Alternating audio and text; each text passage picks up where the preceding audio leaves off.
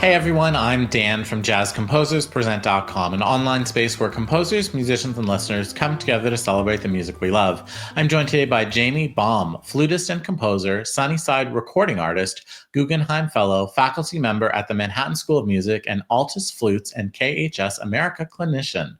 Jamie is here to show us how to support and magnify the emotion of the lyrics and instrumental parts.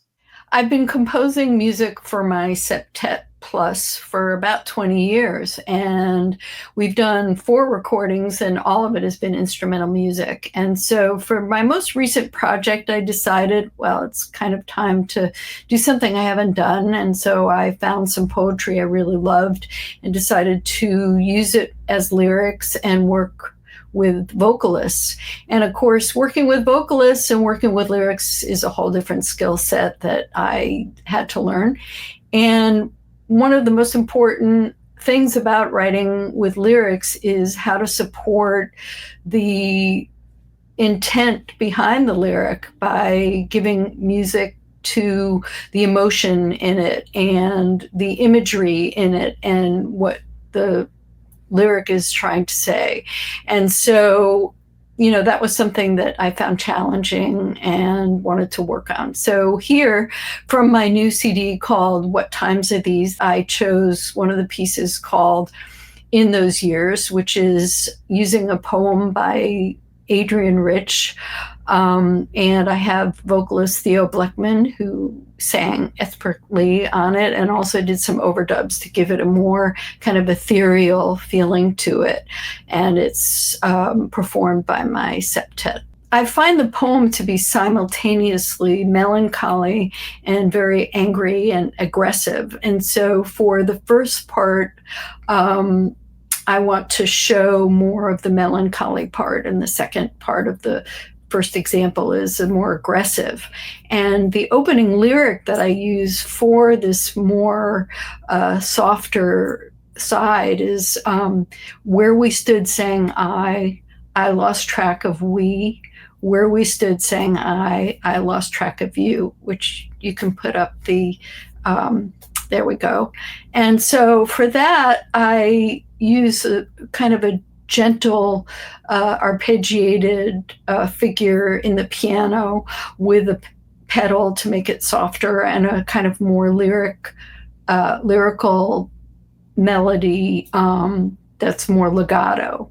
And then we go to the second part of that example where I juxtapose a more vertical stacked chord ostinato that becomes annoyingly repetitive.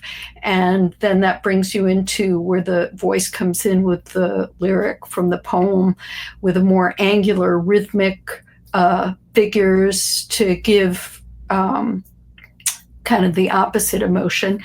And then the melody actually comes in, as you can see, on the 4th and 5th beat, which is different than normal. Normally you might have that as a pickup, and that sort of gives it more of an off-kilter feeling as well. And then after the lyric, we come back to the ostinato with just the rhythm section, and I bring the horns in to give it a more intense feeling at that point. So now let's give it a listen, and you can hear that whole juxtaposition of the two emotions that I'm trying to convey.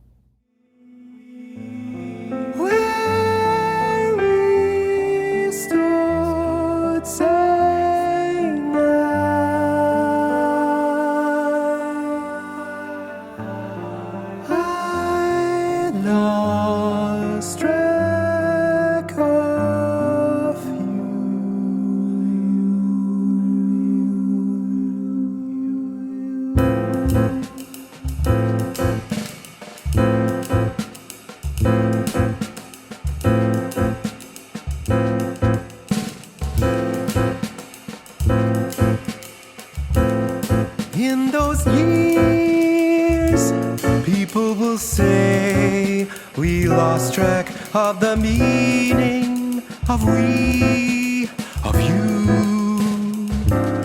We lost ourselves, reduced to I, and the whole thing became silly, ironic, terrible.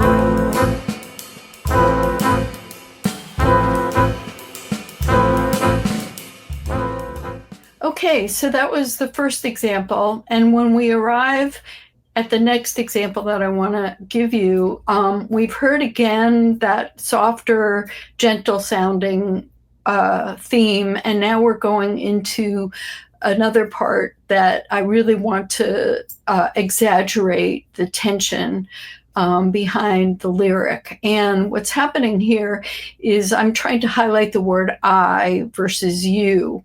And the concept I believe that she's trying to express is that as a society, we became focused on ourselves, and then highlight a phrase where we lost track of the meaning of you. So to create that tension and intensity and feeling of being out of control, I use the following devices. The piano enters this time with a similar arpeggiated idea, but except there's no pedal. So that gives it a harsher feeling. The word I, which I'm highlighting at first, comes in on every 4th, 16th note, which is anticipated and a little unexpected. We might expect it to come in on the first one, and it also gives a feeling of forward motion and a little bit more intensity. Then the I, as you'll see, is repeated 4 times in this cycle, and then it goes to being repeated 3 times in this cycle, which gives it a feeling of speeding up. Also a way of the illusion of getting faster. And then we go to the phrase, we lost track of the meaning of you, and that gets repeated and displaced, so that each time you hear the phrase, a different word is accented because of the placement.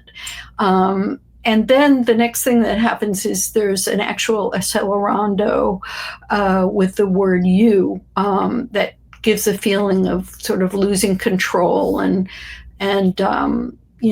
even more intensity. And then at the end of that, it comes to a dead stop, almost like, dead in our tracks. And then the alto solo begins, and he starts with just him and the drums, and there's some space there, which gives the feeling of a changing of emotion and,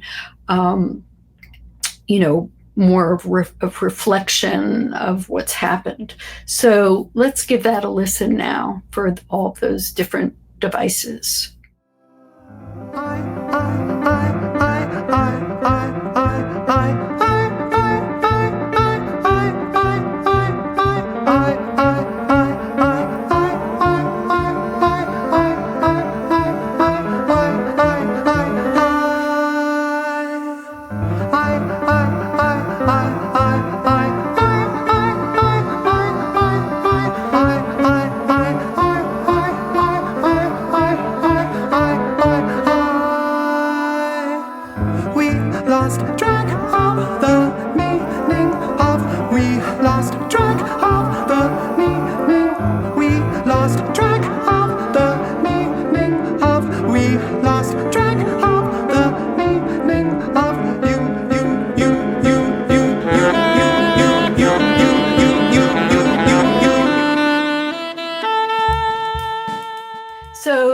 Some examples. There are many others. I set up quite a few different challenges for myself, and certainly had a lot of fun coming up with different ways of trying to highlight some of these lyrics. And so hopefully that will give you some ideas that you can work with, and of course try to think out of the box and have fun with it.